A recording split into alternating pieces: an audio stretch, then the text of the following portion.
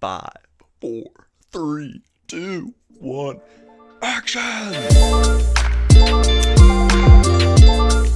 Finally, the season from HE double hockey sticks is over for the Kansas City Chiefs in the 2025 season.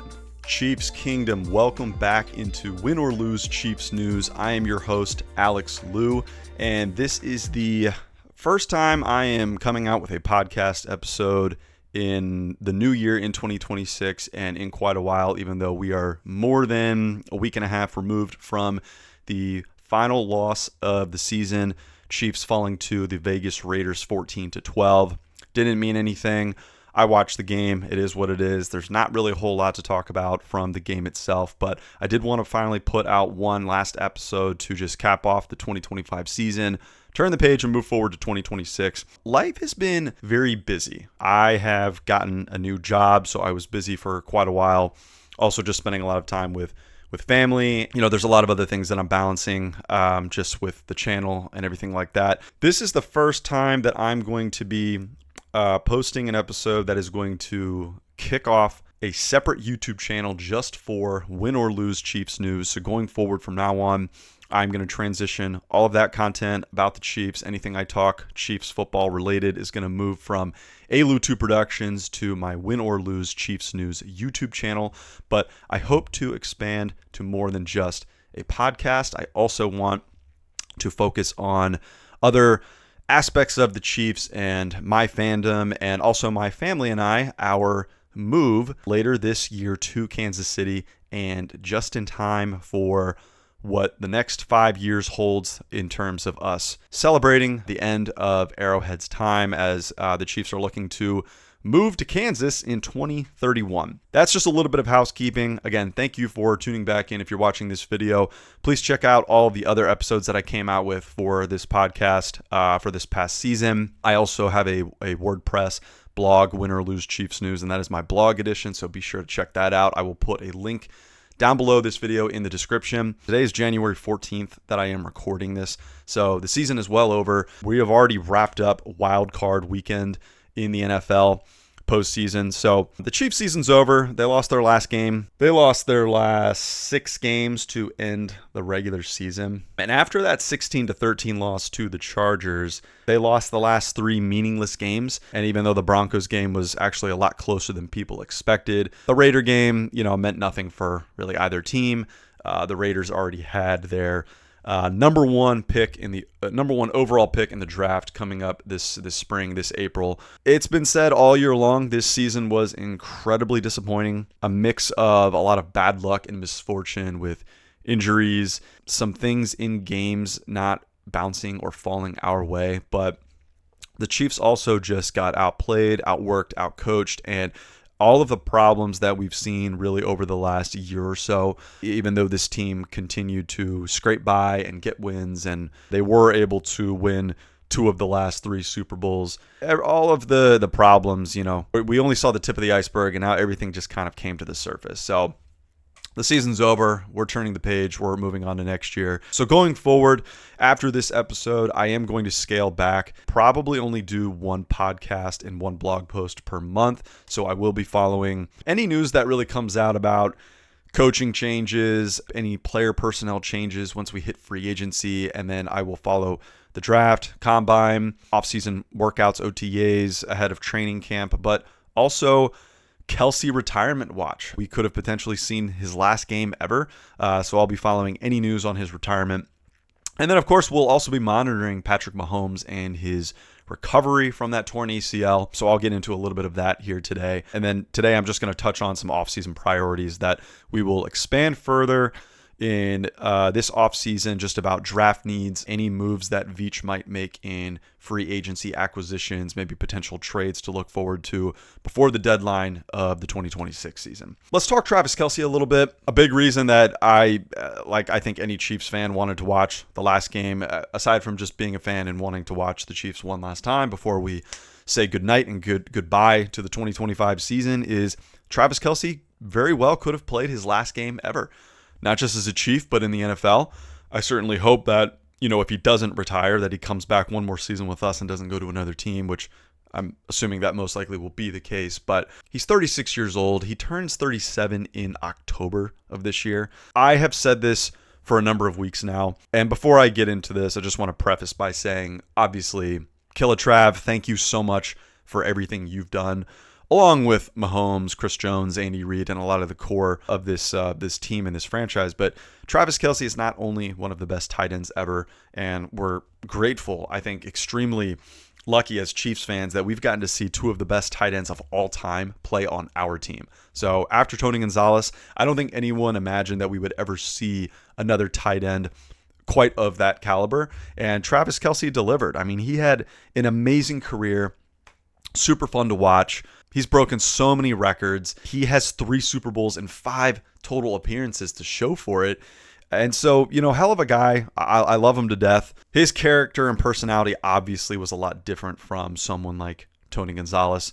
Travis Kelce definitely had to do a lot more growing in the character department and really show how he could mature and emerge as a leader on this team, and he did that. So I will miss him if this is goodbye and if he does retire, but I'll also be very happy for him, and I think it will just be so understandable that if he does want to move on, he's got his New Heights podcast. He clearly has had some success in some minor acting roles, and who knows, I think it's been rumored that he could get a job with ESPN to join his brother Jason Kelce, and who knows, they could end up forming their own show, kind of like Peyton and Eli have the Monday Night Football Manning cast. They could do a lot of things like that to continue kind of their legacy off the field as brothers, either with broadcasting, as analysts, and anything like that. So he has plenty of opportunities, plenty of ways that he can continue to stay connected to football, and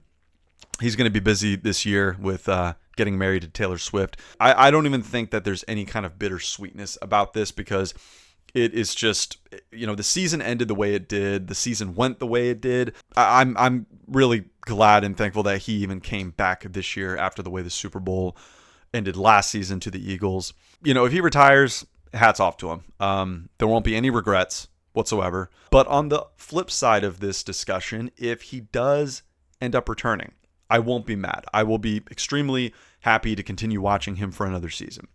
But if he returns, I would prefer to see him in a reduced role as an aging veteran at this point. This might be unpopular opinion, but if you're watching and listening to this, I would like to hear your thoughts, because I think what's interesting is, now, I'm going to preface this by saying that Week 18 in the NFL is kind of a joke. A lot of games are meaningless, and so the NFL, from a broadcasting standpoint, kind of brings out their like B and C list cast of broadcasters, analysts, and color commentators to call these games. Kyle Long, he played for the Chiefs, he played for the Bears. Nothing against the guy, but he's just not a very good broadcaster, and some of the things that he was saying in the Chiefs-Raiders game, I just found laughable. I mean, he was saying how open Travis Kelce was on a lot of plays, and that he is the best player on the field. You got to get him the ball. I know that was Chris Oladokun and Shane Buechele at quarterback,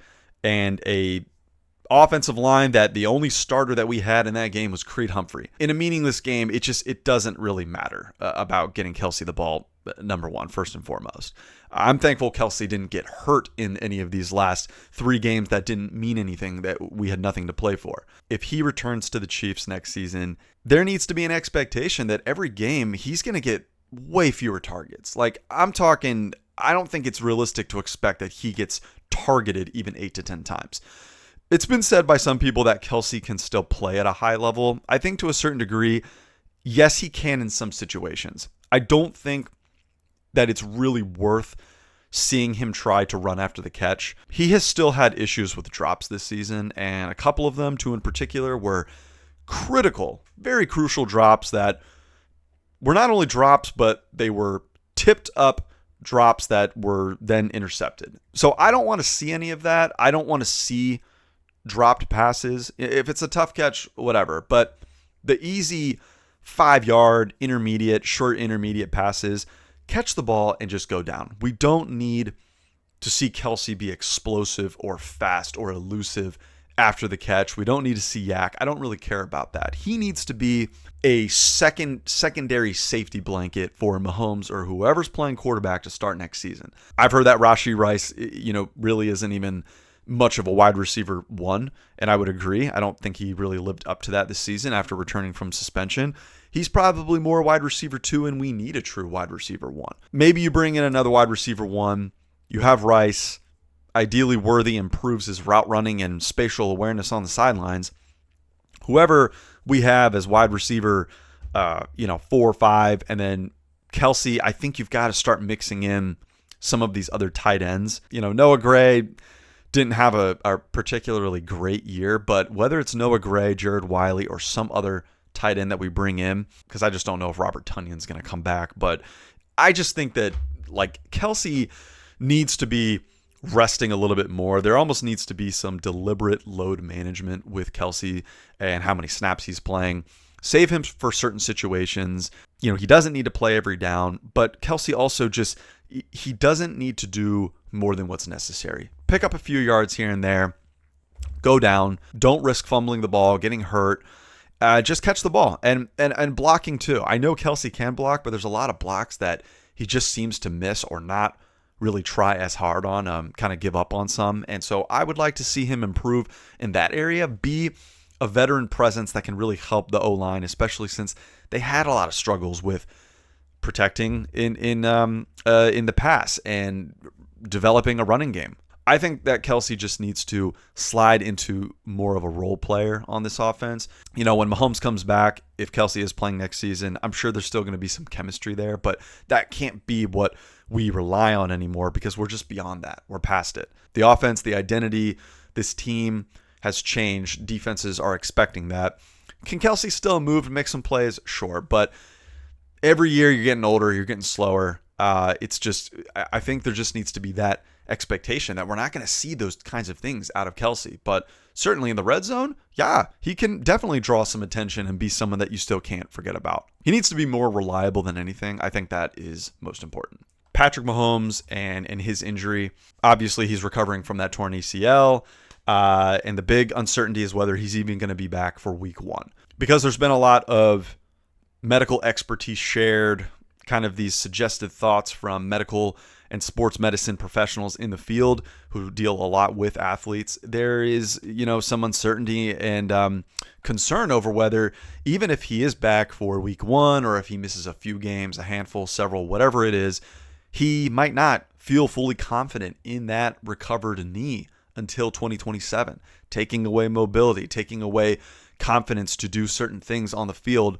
Because the last thing I want to see is Mahomes get re-injured, aggravate, or make something worse. And I also don't want to see him come back too soon. If we need to kind of limit our expectations, set the bar a little bit lower for 2026, and really look for 2027 to fully come back healthy, and at that point, if it's just well beyond Kelce's time, I'm actually okay with that. I would rather see us play the long game and try to win at least a couple to a few more Super Bowls with Mahomes than try to rush Mahomes back and have him potentially get hurt even more and make things worse and potentially really impact his career from a longevity standpoint if we rush things too quickly here. And I think that kind of goes hand in hand with Kelce too. If Mahomes is not going to be back until the second half of the season and we don't have a whole lot of confidence that we're going to make it worth his while in terms of Kelce, I just don't know if it's really worth having Kelce come back if Mahomes isn't going to be available for a good portion of the season. And if we're not going to have a chance to get redemption on the year that we just had and actually compete and make a playoff run, I don't know how worth it is to not only rush Mahomes back, no matter how well he's doing or on schedule, or even have Kelce come back have Kelce come back for another year and not retire. So we'll just have to see kind of how things go. And I know Kelce's probably planning to make his decision sooner rather than later, probably between February and March at the latest, I think, as the Chiefs are really preparing for the draft. Maybe early April, super late at the latest. I need to look up and see when the draft is, but many Chiefs fans out there can surely be on board with, bring Kelce back for another year, farewell tour. But if it's just not going to be worth worth it for him or Mahomes or this team to utilize him and have Mahomes available at his best capacity and have us legitimately compete and contend for a playoff run and ideally a Super Bowl. I don't know how worth it is for really either of those expectations to be, yeah, Kelce comes back for one more year, help us try to get back to a Super Bowl. How many games is Mahomes going to be available for? So we'll have to see.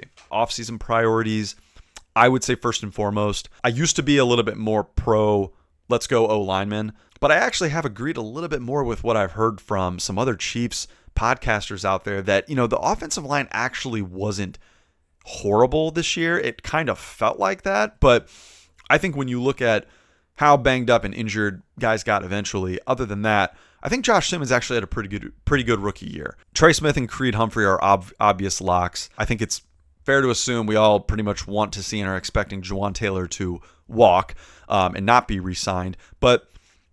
And while I think Caliendo needs to go as well. I'm not really that sold on Sua Mata'ia. I actually liked what I saw from Esapole in 1 to 2 games so far this season, so maybe he gets a shot. I think with the O-line, I think if we go second or third round and try to get someone who can be that fifth guy, or in free agency we acquire someone to shore up the O-line, we probably only need 1 to 2 more linemen to really solidify the starting 5. So defensively, even though the defense also kept us in games this year, I think we need to draft pass rusher in the first round with the 9th pick, because Chris Jones needs help. He's getting older. Chris Jones did a little bit more than Karlaftis this year, but Karlaftis really only had like one good, decent game. So I think you go pass rusher first. The secondary needs help. They can't cover forever. I think on the flip side, you need a running back because Kareem Hunt's getting older. Pacheco, ever since injury, he's just having a really tough time with vision and finding the gaps, finding the holes, not avoiding running into Trey Smith's butt.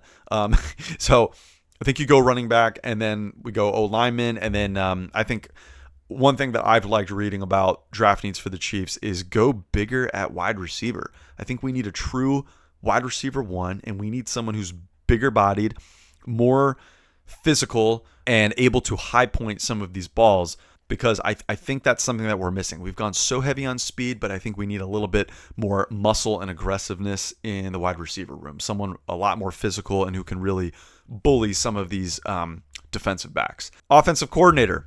Yeah, I think most of us in Chiefs Kingdom, I think we support this idea of moving on from Matt Nagy. Yes, the offense has declined ever since he came back and has taken over. We've regressed. I would like to see Kliff Kingsbury be hired as the offensive coordinator, reunite him with Mahomes. I would like to see what that kind of chemistry looks like. I've actually liked the style of play calling and offensive scheme overall that Kliff Kingsbury has implemented at Arizona and with Washington, the way he worked with Jaden Daniels. If it's possible to bring back someone like Bieniemy, I say, maybe we revert back to old times, but I think it's also been said that it's probably best that we try to get someone new in the building, fresh ideas, be a little bit more creative and innovative. And I think first and foremost, we need to get to the running game, take pressure off Mahomes, simplify the offense a little bit, and kind of get back to some of the basics. In Veach we trust, but he's got some serious work to do this offseason, and we've really got to try to nail some of our draft picks, because some of the draft picks in recent years just have not hit. So hopefully Veach can rework, retool, and start kind of rebuilding some of the pieces that we're missing for this team overall. So outside of all of that, it has been kind of a very transitional feeling type of period recently. We got the news that the Chiefs are going to be moving to a new stadium with a retractable roof, able to be a domed building on the Kansas side of the border in the 2031 season. So we've got 5 more years before the team leaves Arrowhead. And my family, we are looking to relocate and move to Kansas City this coming summer.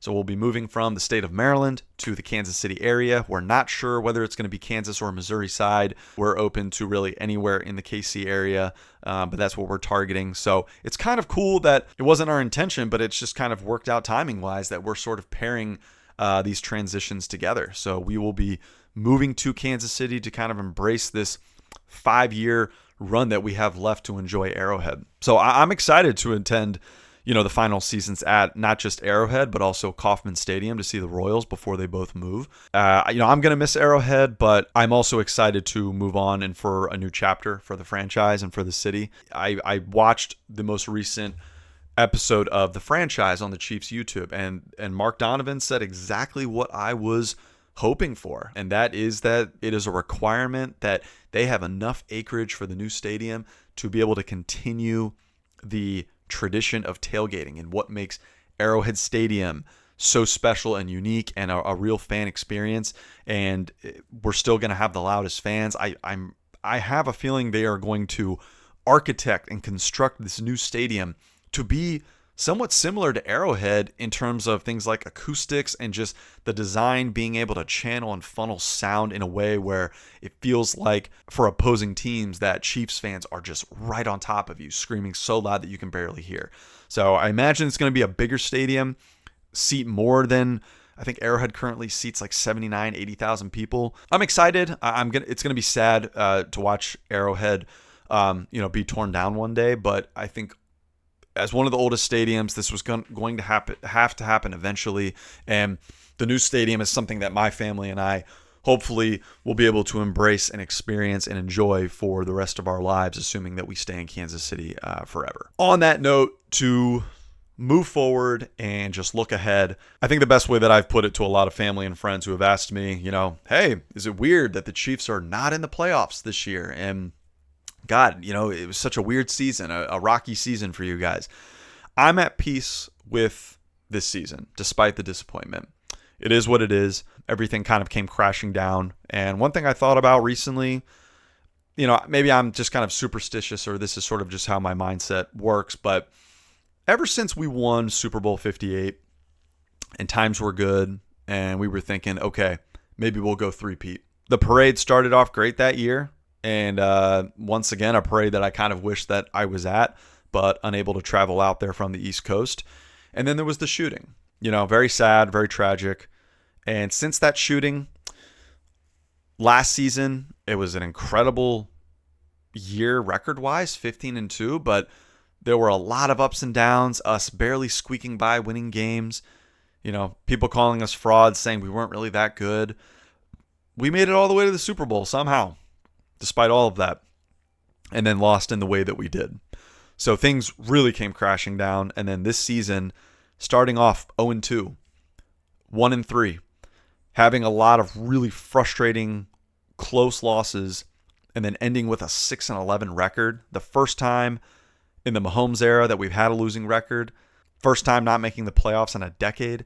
There's a lot to be thankful for looking back, but this is far from rock bottom. This is not like 2012 when we went 2-14 and also had another tragic incident to conclude that season. It was disappointing, but all good things have to come to an end, and usually they don't end pretty. They do end kind of ugly, but it doesn't mean this is the end. What's his name? Rich Eisen on his show on CBS. He was quoted in the latest episode of the franchise saying that he was really looking forward to how the Chiefs are going to bounce back from this. How are they going to come back from all this?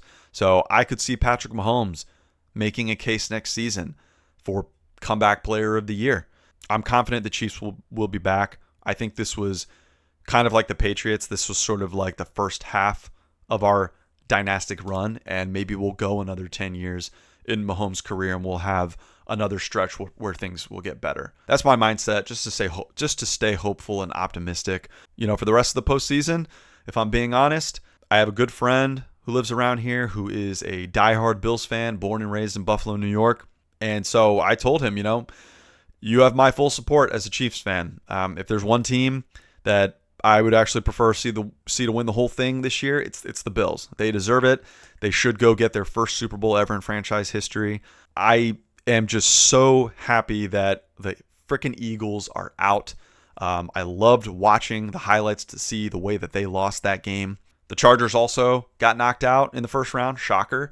And so hopefully the Bills beat the Broncos. And other than that, I don't really think there's any other teams that I would care one way or another if they won or were even in the Super Bowl. But We're going to move on to next season. It is what it is. The Chiefs were eliminated. They kind of eliminated themselves in a lot of ways, but, we're Chiefs fans forever. So, Chiefs Kingdom, keep our heads up, enjoy the offseason, enjoy not being stressed and having a roller coaster of a heart attack on Saturdays or Sundays to conclude your winter. This is the last episode for the 2025 season. I will be back probably after the Super Bowl sometime in February with my next episode to kick off the 2026 year of episodes for Win or Lose Chiefs News. Again, as always, my name is Alex Liu. Please hit that like and subscribe button. I'll see you guys next time. Go Chiefs.